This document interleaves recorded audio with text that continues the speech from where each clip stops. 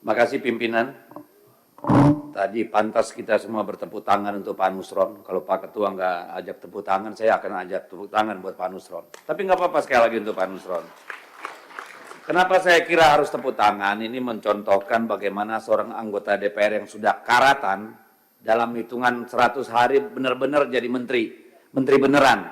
Karena banyak juga menteri yang masih sampai sekarang. Lihat sekali bahwa Pak Nusron menguasai dengan sangat baik semua isu-isu yang dipaparkan kepada kita, daging semua. Bahkan ketika menyembunyikan sesuatu pun datar, sehingga seolah-olah kita nggak sadar gitu. Untuk itu, saya terima kasih Pak Nusron, banyak hal yang sudah disampaikan. Nah, pertama saya ingin tanya terkait anggaran. Di sini kan tentu anggaran itu kan kemudian ada output atau outcome. Saya tidak akan mengatakan pemotongan efisiensi anggaran itu sebagai efisiensi karena sampai 41% hampir 42,76 kalau nggak salah itu sudah pemangkasan anggaran. Pertanyaan saya, apakah juga mengubah rencana kerja dari ATR BPN atau masih tetap yang kemarin? Itu real supaya kita nanti dalam evaluasi tidak menyalahkan Pak Menteri. Ngajukan mobil speknya ya dengan CC 3.300. Lalu nanti kita audit laporkan dengan CC 1.500, kan nggak fair. Ya, jadi saya ingin tahu konsekuensi dari pemangkasan anggaran itu ya terhadap capaian-capaian yang diusulkan berdasarkan rencana 2025 yang disusun tahun 2024. Itu yang pertama. Dan sini saya juga mau sampaikan bahwa jangan lupa bahwa APBN kita itu juga mendorong sektor real. Sehingga harus juga diperhatikan pengaruhnya terhadap ekonomi real. Yang kedua Pak Nusron, saya menangkap semangatnya tadi secara substansial, bicara tentang keadilan pertanahan, juga kepastian hukum, dan soal sosiologis ketika bicara tentang katakanlah hak apa yang sudah terbitkan ini hak ulayat, tanah ulayat. Cuma yang menjadi pertanyaan saya, kenapa hanya Kalimantan Barat nih? Apakah ini ada proses di mana pemerintah daerah atau provinsi terlibat sehingga kemudian mereka lebih dulu? Karena saya kira problem di Kalimantan Selatan, Tengah, Timur, dan Utara juga banyak sekali terkait tanah ulayat. Apakah tidak ada usulan dari sana Pak Menteri?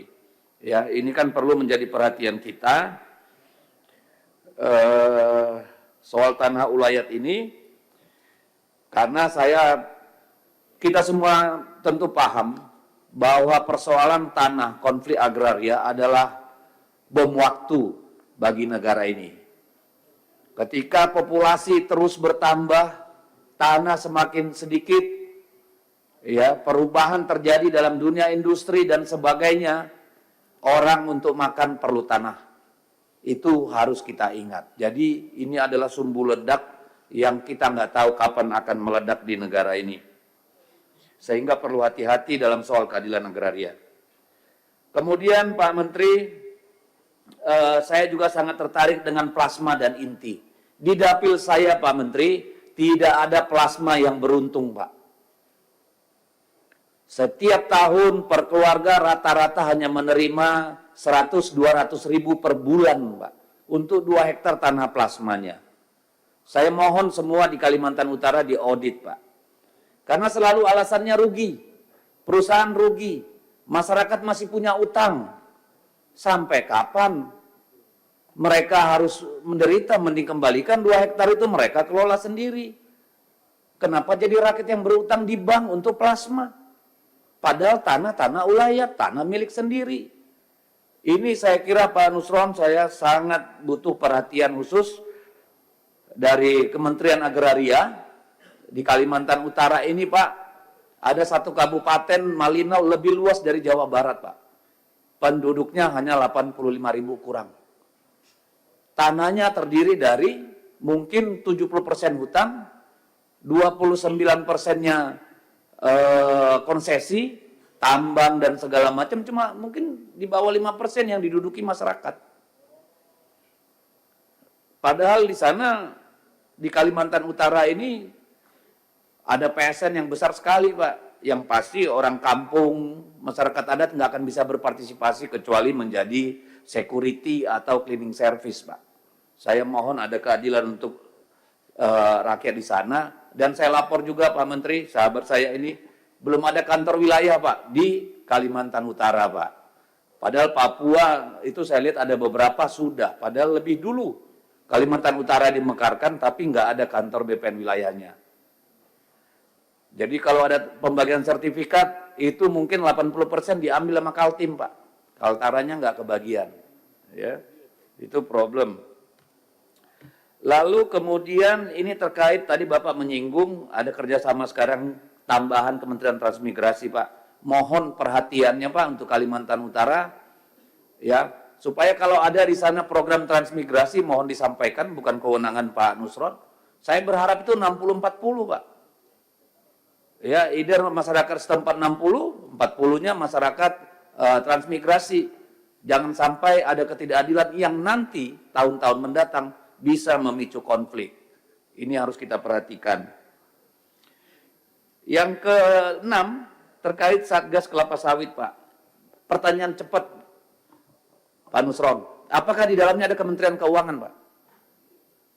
Ada, baik.